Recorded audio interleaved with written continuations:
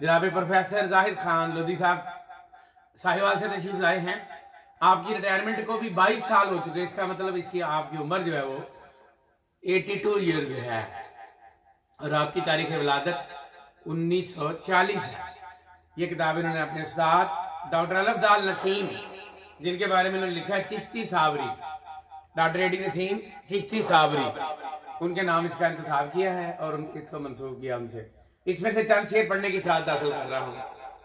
वली कुतुब गौस और कलंदर हजूर सरकार आ गए हैं, न जाने किस किस जगह से तैबा में बहरे दीदार आ गए हैं।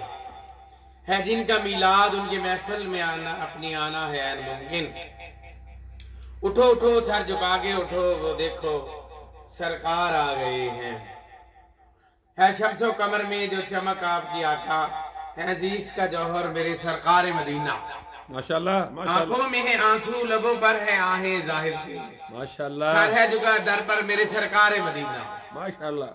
ये इनकी नात के चंद अशार पढ़े गए हैं, इसमें कुछ बोले।